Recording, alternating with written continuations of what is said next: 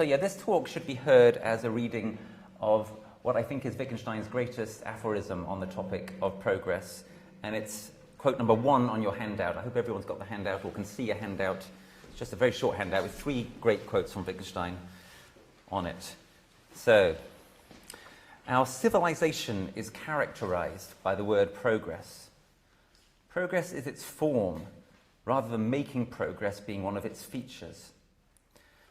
Now, somebody reading that aphorism superficially might think that what Wittgenstein is saying is that progress is a feature of our civilization, and isn't that great? But that's exactly what he's not saying, and I'll aspire to bring that out in the next half an hour, 40 minutes or so.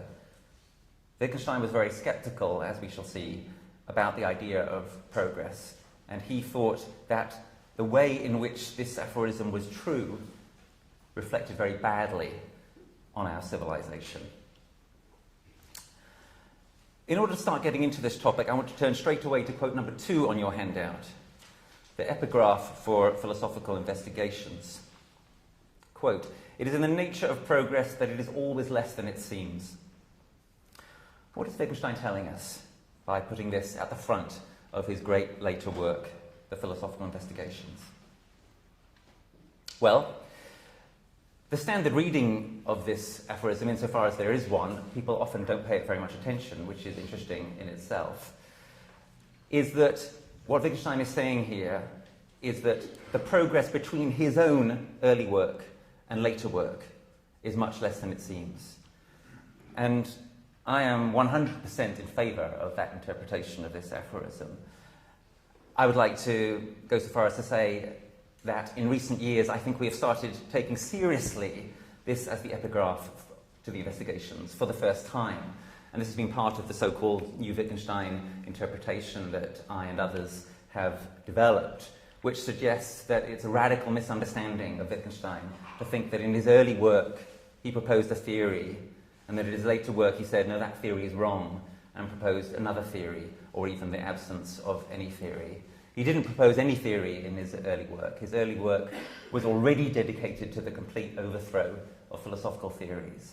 And the progress between his early work and his later work, in my view, is basically a question of style and presentation and depth and going into detail and enriching, as he put it famously, our diet of examples in a way which was not present in his early work, the Tractatus, where his diet of examples was very, very thin.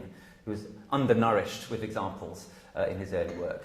And that's one of the key changes between the early work and the later work, according to our new Wittgenstein interpretation, which is also sometimes called the resolute reading of Wittgenstein. Because the idea is that Wittgenstein, throughout his life, was resolutely opposed to philosophical theorizing and resolutely determined to overcome the philosophical theories that he saw gripping contemporaries and antecedents. So, we could talk about this more in questions if you wish, but that's the first little point I want to make about this point. Number 2, that this is intended by Wittgenstein as a way of introducing the philosophical investigations and saying, don't make the mistake of thinking that the progress I've made here on my earlier work is very great. But I also want to put it to you that this epigraph is doing a lot more than that. I think it would be a mistake, a serious mistake, to see this epigraph as narrowly self-regarding on Wittgenstein's part. It's not just about his own work. The transition from the Tractatus, his early work, to the Philosophical Investigations, his later work, and his thought that you should try to see this as a case where actually there is very, very little progress, much less has changed than might meet the eye, is intended by him, I believe, as an example. It's an example of a much broader phenomenon. It's an example of, if you like, the way in which we tend drastically and dangerously and self-congratulatorily to overestimate the progress that we have made as individuals and as a society, as a civilization. Wittgenstein wants to suggest to you that those authors who say, well, in my early work I thought this, and then I realized that was all rubbish, and now I've got these brilliant new ideas, that there's something dangerous about that attitude on their part. And in the same kind of way, he thinks, that when we as a society say, well, in the old days we were primitive, and now we're modern, and we've got all these kind of brilliant ways of organizing everything that show so clearly how we've progressed from the dark depths of our ancestors, from the dark ages, terms like this that we use to refer to times gone by. It's funny, isn't it, how people never say we're living in dark ages. The dark ages are always sometime long ago. Wittgenstein intends this epigraph as to bring to our attention his own small progress as an example of a much broader phenomenon of the way we're inclined to overestimate the nature of progress, and about how this is dangerous. About how the idea of progress, the ideology, as I shall put it to you, of progress, is, as he famously puts it elsewhere, a picture that holds us captive. He wants to release us from this captivity. So before I consider progress as a general, unthinking societal ideology that Wittgenstein thinks is less real than it seems, I want to dwell just a moment more on Wittgenstein on progress in philosophy. So turn please to quote number 3, the last quote on your handout. Wittgenstein, quote, "Philosophy hasn't made any progress. If somebody scratches the spot where he has an itch, do we have to see some progress? Isn't it genuine scratching otherwise? Or genuine itching? I'm not sure, is that a mistake? Somebody can look that up for me. Sorry, I forget whether it is. Isn't it genuine scratching? Or genuine itching? No, I think that's a mistake, sorry. And can't this reaction to an irritation continue in the same way for a long time before a cure for the itching is discovered?" I think this is a wonderful way of sort of, as Wittgenstein sometimes does, demystifying or sort of puncturing the kind of nimbus of kind of grandiosity and so on that we sometimes build around philosophy. He likens philosophy, the history of philosophy, to scratching an itch. It's quite a radical, disruptive move to be making. Most of the history of philosophy consists in scratching an itch. And of course, scratching an itch can make it worse. It doesn't necessarily create progress at all. It can also be at least temporarily satisfying. Well, that might be a kind of progress.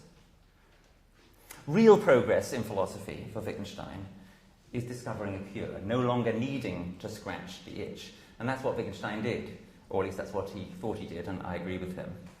It's also, by the way, and this is very important, it's not just what he did in his later work and his earlier work, it's also what many of his great predecessors had done. People such as Descartes, Berkeley, Hume, Kant, Kierkegaard, Nietzsche, Frege, Russell, who apparently lectured in this very room, the lectures on the philosophy of logical atomism, which he dedicated to his greatest student, Wittgenstein. It's a mistake to think that what Wittgenstein thinks about these figures who came before him is that they were all idiots. He didn't think that at all. He thought these people were great, deep thinkers, wrestling with great, deep problems. And he thought that at their best, unlike many of their interpreters and followers, they did actually succeed in offering clues towards a cure of the desire to philosophize. I think it's clear how one can see this at moments in the work of people such as Nietzsche and Frege. Gordon Baker, one of my teachers, famously argued this in reinterpreting Descartes. Cora Diamond has argued the same for Berkeley. I've argued the same for Hume. James Conant has argued the same for Kierkegaard. We new Wittgensteinians, one of the things we like to do is to go back into the history of philosophy and say, from a Wittgensteinian point of view, these people were not idiots. It's not that they were just kind of down there primitively in the dirt and we've made this huge progress. No. They were already seeking to do, if you like, it's a bit of a Whiggish way of putting it, but crudely speaking, they were already seeking to do the very thing that Wittgenstein succeeded just a little bit better in doing. And it's not like he's completed the job either. People sometimes think, didn't Wittgenstein end philosophy or thought it ended philosophy? No, he didn't think that. And there are numerous places in his text where you can see that he didn't think that. What he thought is that in some way, when you are in philosophy seriously, you must be seeking to end the process of itching. But he didn't complacently or hubristically assume that he had arrived at that place where he no longer had any itches. So, crucial point, looking back on the history of philosophy, what we see when we look at the great philosophers at their greatest moments, when we look at Frege, for example, saying The reader needs at this point in my work to give me a pinch of salt. There's something here I want to say, but I can't quite succeed in saying it. Or when Nietzsche gets to the moment close to the end of the genealogy of morality, when he, as I see it, successfully shows us that the very people who are criticizing the very people who he's criticizing, Christian thinkers, etc., that he is in a way an extreme example of that very same mode of thinking. He's trying to bring something to an end, but it's very, very difficult to do so. This kind of real progress, this kind of cure, as opposed to just scratching an itch, is not achievable by aping science. Science, the quintessentially progressive subject or set of subjects. And this is what a lot of my work in recent years has been about, how various subjects, such as, most strikingly, the social sciences, but also philosophy itself, are subjects that do not progress as science undoubtedly does.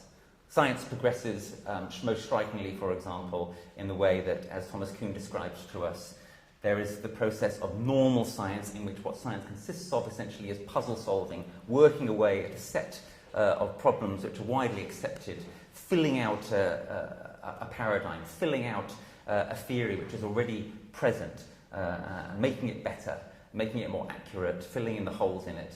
That's progress. That is a way in which it makes total sense to talk about progress.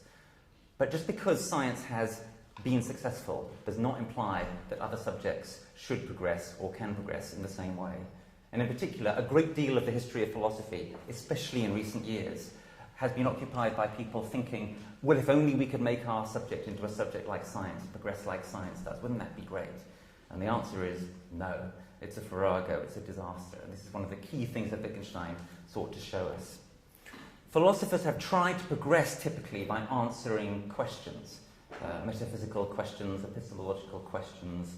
This isn't the way Wittgenstein taught us to make any real progress in philosophy. One needs rather to interrogate the questions, to question the questions, and to interrogate the tacit ideologies that generate these questions in our mind. For example, the ideology of scientism itself, the ideology that says that every real problem should be answered by the methodology of science. Scientism is a justification, a would-be justification for technophilia, for the love of technology, and for the ideology of progressivism that I'm going to talk more about in a moment. Actually, the justification doesn't work even if scientism were right, which it isn't.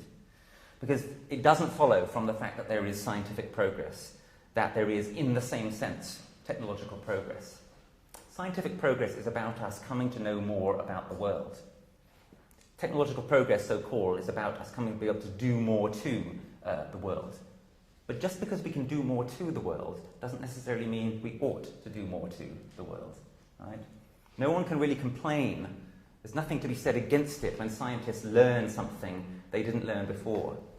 But when a new technology is created, it's always an open question whether we should complain. And I'm going to suggest that sometimes we should, and that it's essential indeed for us to do so. In this way, and this is a central idea in my talk here, we need an independent criterion to assess technological progress by. Right? Just because a new technological innovation has occurred doesn't mean we should really describe that as progress. So, as I say, in the 20th and 21st century in particular, philosophy, especially in the English-speaking world, has tended to embrace one form or another of scientism, unfortunately. Wittgenstein has mounted a heroic rearguard action against scientism, as manifested especially in so-called analytic philosophy, a discipline with would-be sub-disciplines, sub-subjects, in which we make progress. We make progress, allegedly, on the mind-body problem or on the problem of our knowledge of the so-called external world. Let me attempt an adaptation of aphorism number one, quote number one, on your handout, applying it now specifically to our subject of philosophy. I put it to you that Wittgenstein could have said about that specific topic, our discipline is characterized by the word progress. Progress is its form, rather than making progress being one of its features. And in saying that, he would have been mounting the most powerful criticism of our discipline, philosophy, as it views itself. Right? This is an incoherent way of understanding what philosophy is, but it is the dominant understanding of what philosophy is in a country like this, or in the United States today. So as I said earlier, think about what Wittgenstein is saying about progress as being about his own philosophy, about philosophy in general, but about these things as an example of a much broader phenomenon, a phenomenon that affects our entire civilization. When people say things like, you can't stop progress, right, they have in mind exactly the version of progress that Wittgenstein is criticizing in quotation number 1 on your handout. They are implying there is no need for, or there is no room for, an independent criterion by means of which we can assess the degree or otherwise to which there's been progress. Progress is what our society does. By definition, things can only get better, allegedly. And I want to counterpose against that the idea of real progress. But before I tell you more about what real progress would be, let me dwell a little bit more on the way that the term progress generally functions when people say things like, you can't stop progress, and what's wrong with this. Progress in this sense is, among other things, crucially, I put it to you, synonymous with the term growth, or more specifically, economic growth, and with technological expansionism, and with the concept of development, as in sustainable development, as in the idea that when we have a load of new houses being built on a floodplain or in a green belt, that's development. Right? That's what it's called, right? There's a new development going up around Cambridge, say, right? Is that really a development? No, you can't ask that question. Right? It's development by definition. That is what development is. That is progress. That's what we're told.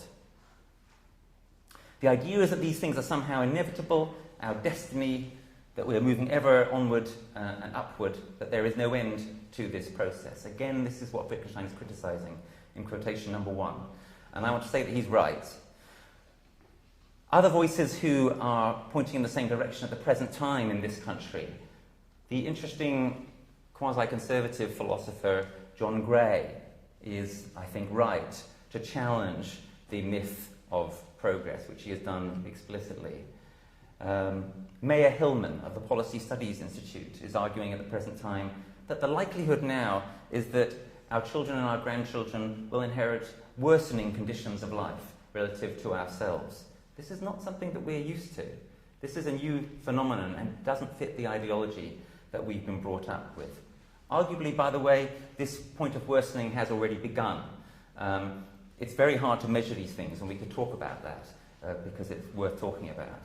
But insofar as these things can be measured, it looks like there's some evidence to believe that things have got worse in countries like this, in the United States and much of Europe, since about the 1970s. They've gradually started getting worse. We have, I believe, to junk the idea of progress as inevitable. Any hard-won real progress has to be real. We need an independent criterion to measure it by. What might such a criterion be? Well, perhaps something like well-being. Do people actually have a stronger sense of well-being than they did before? Or one might generalize that. One might talk about the flourishing of all beings, including non-human beings. Are we really the only species that matters? And indeed of future people, of our descendants. I believe that a return to one planet living, to living as if we have one planet. At the moment we're living in this country as if we had about 4. So it's about 3 more than we're actually able to get to, able to use. I believe that a return to one planet living must be part of the criterion, the independent criterion I'm referring to, by means of which we assess whether we're actually experiencing progress. So I want to put it to you that real progress probably requires the opposite of most of what is currently called progress. It probably requires, for example, the end of economic growth. At this point, people often say something like, but then what are you going to do about all the people in poverty? And sometimes people recently say to me things like, ah, yes, but haven't you read Thomas Piketty? The great Thomas Piketty has told us that the world is dreadfully unequal and is becoming more unequal. He's right about that. And has suggested to us that a key part of the problem is that we don't have as much economic growth as we used to. And my response to Professor Piketty is to say, if you're really wanting to inherit the mantle of Karl Marx, wouldn't it behoove you to talk rather less about growth and rather more about sharing? Right? In order to solve poverty in a world where we are awash in riches and wealth, which most of us are experiencing in this country at a level of all-time historical decadence, where there are people who are poor, surely the answer is that the rich need to give up a bit of what they have and share it with them. And once that's done, the need for growth is by no means clear any longer. Progress, growth, these are obstacles to our thinking. They imprison us. We need freedom from them. We need what Wittgenstein called liberation, unless we radically reconceive what they are. We have in particular to give up the idea that these things are linear or that they are endless.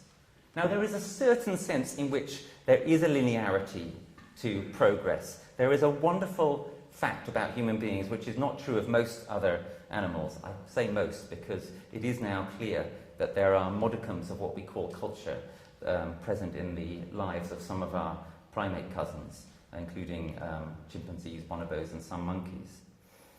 But that we as human beings, to a much greater extent than they, are historical beings. And this is a marvellous thing.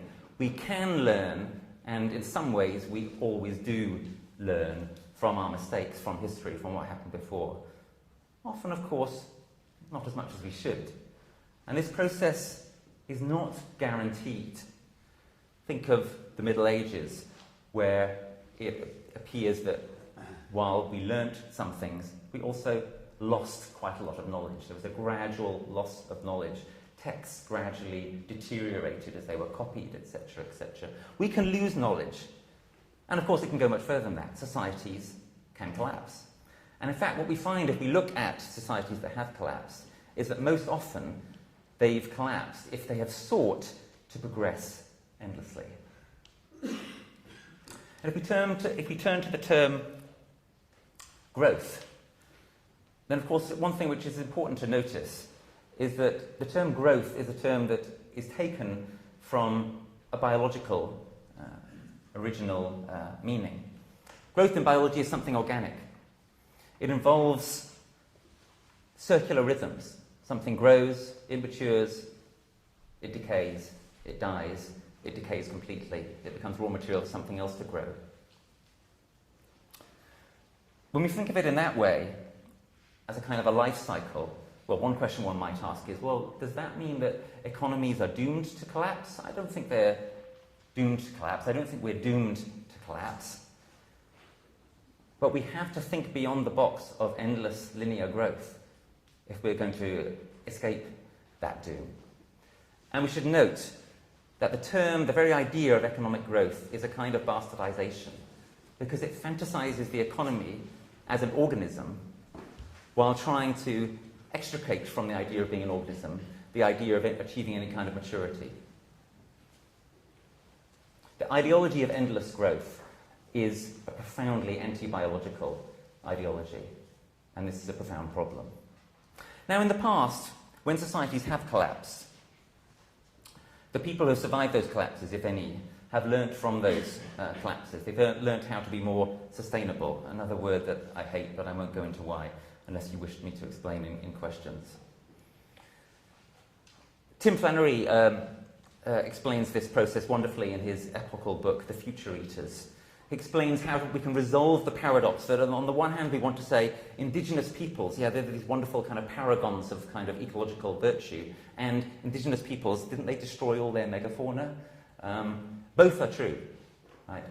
Basically, the process, as Flannery describes it, is that typically what's happened in our deep prehistory is that indigenous peoples, our deep ancestors, have destroyed many of the conditions for their own lives, and have then learned from that destruction, and have learnt ecological wisdom that we then sometimes found them with when we encountered them.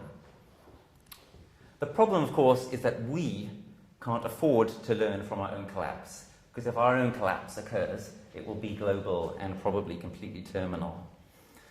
We must instead take a fundamentally precautionary attitude. We must learn from the mistakes of others before committing mistakes of the same gravity.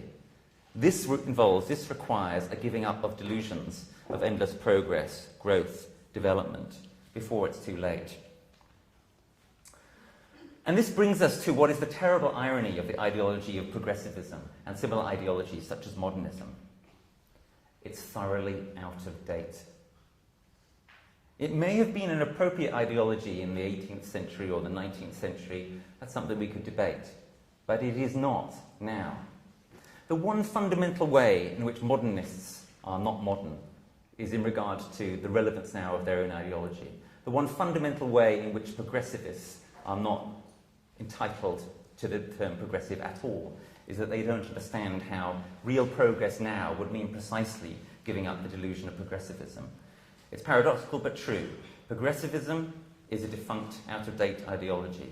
The idea that we must always be more modern is thoroughly past its sell-by date, as we say. This brings us to the vexed and vexing question of Wittgenstein and his relation to conservatism. A famous essay in this book, Wittgenstein and His Times, by a man called Neary. Wittgenstein's later work in relation to conservatism caused a storm many years ago now, because many people, and I think rightly, were concerned at the imputation in the essay, that the imputation of thinking through Wittgenstein's thinking in something like the way I've done led one to some very pessimistic and conservative conclusions. Wittgenstein was quite culturally pessimistic, and there were other things that he did have in common with conservatism, and I think rightly so. I think there are things that conservatism has got right. Most crucially, the resistance to theory in conservatism, the resistance to the idea that you can have a grand plan for completely remodeling society from the ground up. An idea which is fundamental to many forms of socialism and communism. An idea which is also found on the radical right in people like Hayek. Hayek in this way is not a conservative, as in his famous essay, Why I Am Not a Conservative. But also, I think it's wrong to think that Wittgenstein is a conservative if by conservative one means anything at all like what we have in this country that is called the Conservative Party. Because the Conservative Party in this country has basically nothing whatsoever to do with conservatism anymore. The Conservative Party is in this country today is a fundamentally neoliberal party. It wants to, and continually does, try to tear everything up in the pursuit of endlessly more growth and modernisation. And also we should remember that Wittgenstein was profoundly attracted by socialism and by communism, at least as profoundly attracted by them as he was by conservatism. The same is true of me. What we have to do, I believe, is try to find out, using something like the independent criterion that I sketched a little earlier, what is living and what is dead in the ideologies that we have inherited. Once we dispense with the delusional ideology of progressivism and of growthism, and once we dispense with developmentality, what is left? Well, let's quickly look at the great ideologies that we've inherited and see how they fare on this score. So, conservatism, represented today in this country by John Gray, Roger Scruton, although I would say, and we can talk about this if you want, that unfortunately both of those thinkers are still not conservative enough, in the sense that they've both been infected, in my view, to some extent, by neoliberalism. Conservatism gets right, as I say, a fundamental resistance to theory, a belief that there is something in our historic institutions that is worth preserving, in institutions, for example, such as the common law. and of course an advocacy of conservation. This is what I believe is living in conservatism. What is dead in conservatism is its apologia for elites, its apologia for privilege, in particular its apologia for inherited privilege. None of these are tenable anymore, I think, in our time today. A time which is profoundly rightly, I believe, a democratic one. What about socialism? What is living in socialism? What I think is living in socialism is its fundamental idea of the social and of society, and tied in with that, the great dream, the great aspiration, the great goal of equality, of human equality, as something to realize. What is dead in socialism, as I already implied, is its ambition for a grand overarching plan that can reconstruct everything from the ground up, as was shown to disastrously fail in the times when it was to some extent tried in Russia and other countries. And liberalism. What is living in liberalism? What is living in liberalism is the idea of intellectual freedom, which is an idea which was profoundly important for Wittgenstein, where he talked about the absolute importance of finding the liberating word, trying to liberate our minds from the ways in which they were held captive by inherited ideologies, which most of the time we're not even aware of. And what is living in liberalism also is the importance of civil and political liberties. But what is dead in liberalism and in its bastard child, which is now ruling us, neoliberalism, is individualism, which has been a profound disaster for our world, a profound wrong direction that we've moved in. And insofar as individualism triumphs, then there will be no future for the human race. And this can be connected with Wittgenstein's opposition to philosophical skepticism and to solipsism, I believe, and I've written on this. That there is, in Wittgenstein's philosophy and in the philosophy of a number of great philosophers, some of whom I mentioned earlier, material for a profound resistance to the individualism which is a dominant ideology, often an unquestioned ideology of our time. Something I like to do in my classes sometimes. It's a little bit cruel. But I say to students, what do you think is the most important thing about you as people? And very quickly somebody will say, well, it's that I'm an individual. And then often what will happen is that somebody else in the class will say, yes, it's the same for me. And then they'll get to the point where they say, we are all individuals, which some of you may recognize as a kind of a quote from a famous movie, The Life of Brian. We are all individuals. So I say, so the thing about you which is most quintessentially sums up who you are is that you are all individuals. And they all shout, yes! I've really done this, honestly. It's frightening how easy it is to do. This is a disastrous feature of our times. We are, in fact, of course, far more entangled than we've ever been before. Globalization, thought through properly, ought to be the death knell of the individualistic fantasy that lies at the heart of liberalism. So, I suggest that we try to put aside what is dead in conservatism, in socialism, and liberalism, and bring together what is living in them. And bring together all of them under the banner of what's been called in recent years ecologism. Ecologism, an ideology which takes as its fundamental starting point the truth that we now, even if we didn't have to before, must take seriously, that we are all completely beholden to our ecological conditions of possibility, and that has to be the starting point and the ending point and the ground for all of our political and philosophical thinking. So let me now sum up and finish. You can't stop progress, we are endlessly told. But what is meant by progress? What is progress toward? Is it progress toward human flourishing, as Aristotle would have it, or towards wisdom, as Socrates would want? Towards a culture, not just a civilization? Let me take you back to quote number 1. Wittgenstein says, our civilization is characterized by the word progress. There's another famous aphorism of his where he says, we have a civilization. One day we may have a culture. For Wittgenstein, civilization wasn't a very positive term, not as positive as in the famous quip of Gandhi's on Western civilization. He believed that our having something which we could call honorifically a culture was something that we should seek to attain, and that we had not attained it yet. He thought this partly because of the extent to which he saw our society as being dominated by scientism.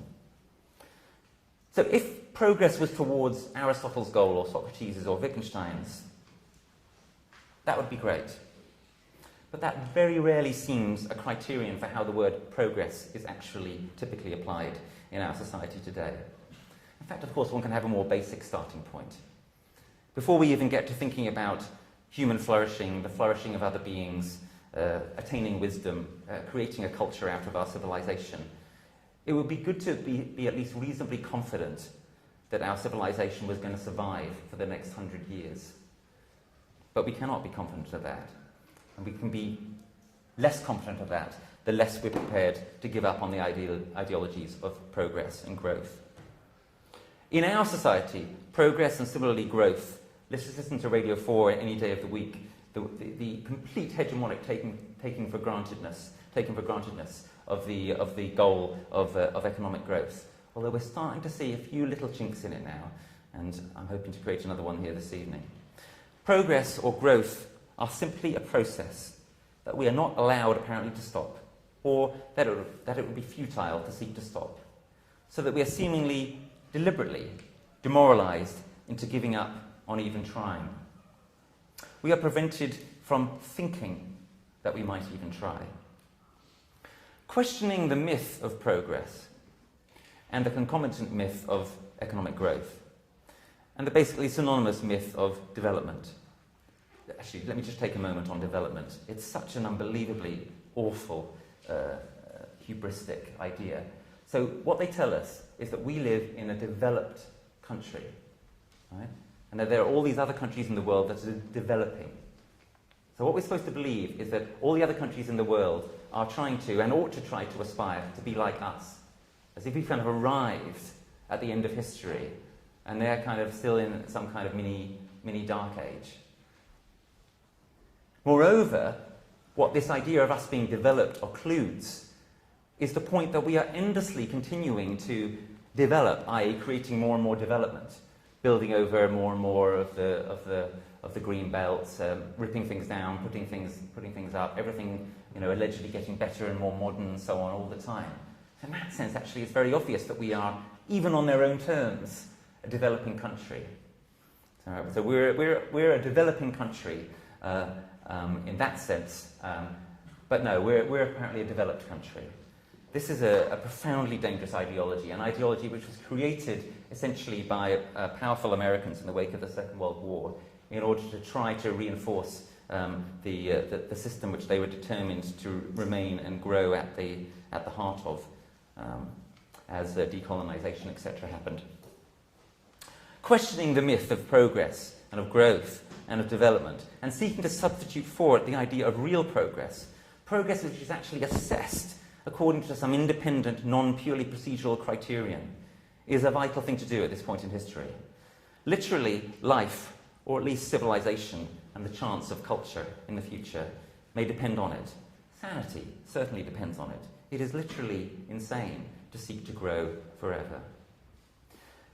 So, understanding this creates, as I've sought to make clear, some difficulties for the left in politics, because it brings into question the catch-all understanding of leftism as progressive and the productivism of socialism, the way that the dominant history of socialism has been about making things, converting more and more of the earth into capital and into products for the masses. What I've been doing radically brings into question whether being progressive in this sense is actually a good thing. Once we overcome the myth of progress, we can clear the ground for a real politics that would jettison the absurd hubris of liberalism, of individualism, and of most leftism, and would jettison the extreme Prometheanism and lack of precaution endemic to our current pseudo-democratic technocracy. The challenge is to do so in a way that does not fall into complete pessimism. I don't want you to go away from here despairing. Right? What I'm hoping to do is to open up a space in which we can actually think what the alternative might be to all of this. So the challenge is to do what I've just described in a way that does not fall into complete pessimism, nor into an endorsement of the untenable features of conservatism. Most crucially, its apologia for elites and hierarchies. The challenge, in other words, is to generate an ideology or philosophy for our time that might yet save us and ensure that we are worth saving. That we don't just have bare life, but rather flourishing, a culture, wisdom. This is what ecologism, seeking to integrate conservatism, socialism, liberalism, what remains of those, what is not dead in those, and to put them on a sound foundation of one planet living, might offer us. And so this talk can be heard, and I hope you're able now to hear it, as a kind of reading of Ludwig Wittgenstein's crucial critical aphorism on this topic. Number 1 on your handout. Our civilization, no, not culture, our civilization, what we actually have, which is profoundly problematic, is characterized, and this is a central feature of that problematic, characterized by the word progress. Progress is its form, rather than making progress being one of its features.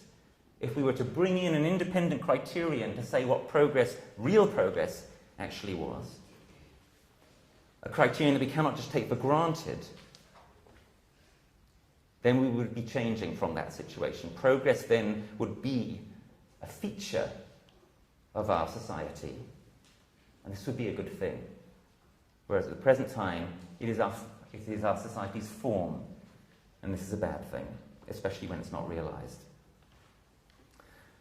But we cannot take for granted, as I've sought to explain, that real progress will be or has been achieved.